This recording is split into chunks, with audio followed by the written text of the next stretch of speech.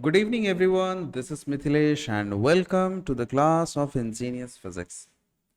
Today, we are going to derive one relationship, that is, kinetic energy is equals half mv square. So, let us discuss that what is kinetic energy first. Now, the topic is kinetic energy. Kinetic energy. So, what is kinetic energy? The energy possessed by the energy the energy possessed by any object due to its motion its motion is called is called kinetic energy. Kinetic energy. In real life, whatever we observe, that a ball is being thrown by a player, right? And any stone is thrown, if a bird is flying, right, any moving object possesses kinetic energy. Motion के वजह से हम देखते हैं जो भी energy आती है उसे हम कहते हैं kinetic energy. Now the point is the kinetic energy is a physical quantity, तो इसकी एसआई यूनिट तो होनी चाहिए. The SI unit for kinetic energy is joule. इसका एसआई यूनिट क्या होता है? Joule.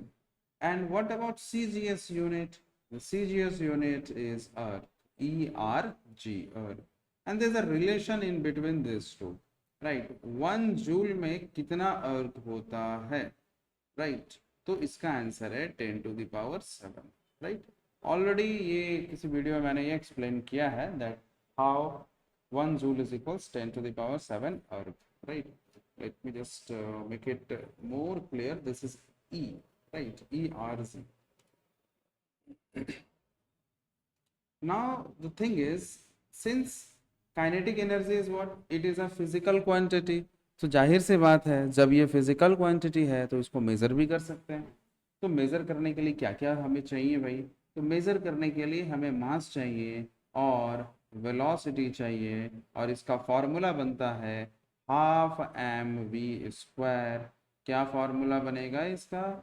Half M V square, where m stand for mass and v stand for velocity. आप स्पीड भी लिख सकते हो इस जगह, कोई दिक्कत वाली बात नहीं है.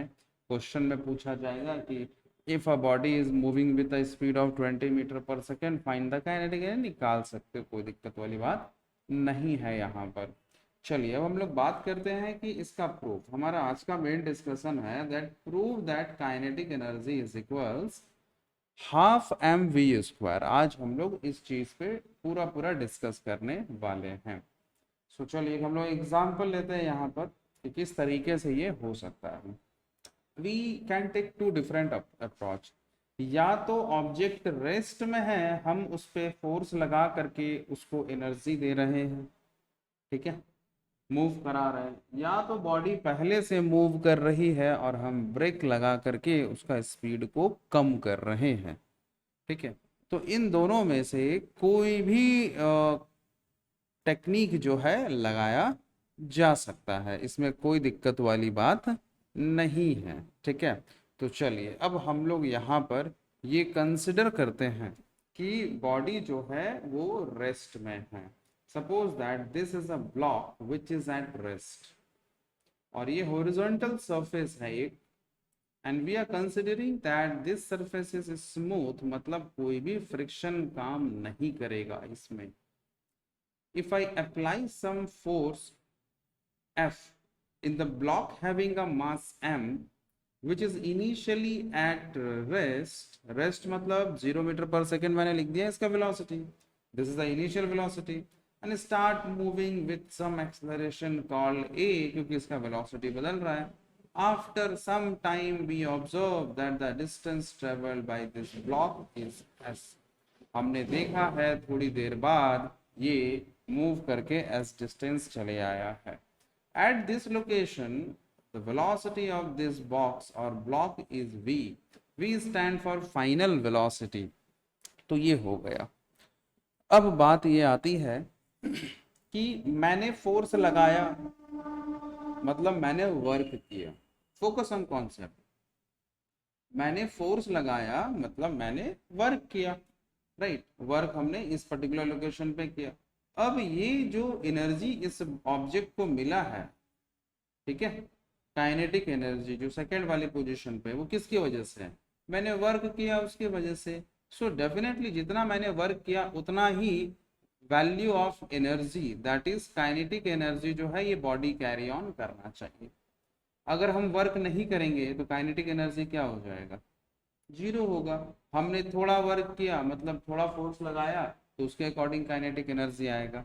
हम ज्यादा फोर्स लगाएंगे, ज्यादा वर्क होगा, काइनेटिक एनर्जी ज्यादा होगा। अरे बड़ा सिंपल सा ही एग्जांपल आप देख लो। अगर हम लोग ग्राउंड में हैं, क्रिकेट खेल रहे हैं, तो वहां पर अगर बॉल को हम धीरे से थ्रो करते हैं, इन दैट केस थोड़ा वर्क हुआ, उसमें काइनेटिक एनर्जी क्या है? कम था, उसका स्पीड कम था, वेलोसिटी कम था, तो काइनेटिक एनर्जी कम हो गया।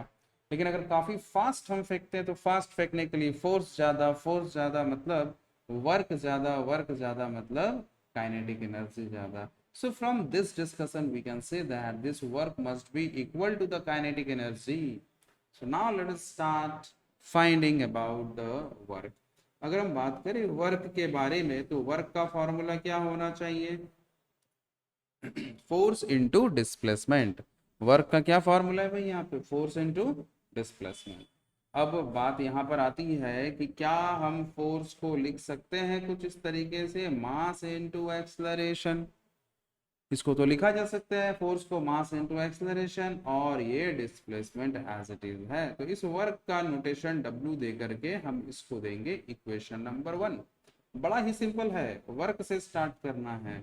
इसके बाद हम जानते हैं कि हमारे पास एक फॉर्मूला है, v square is equals u square plus 2as।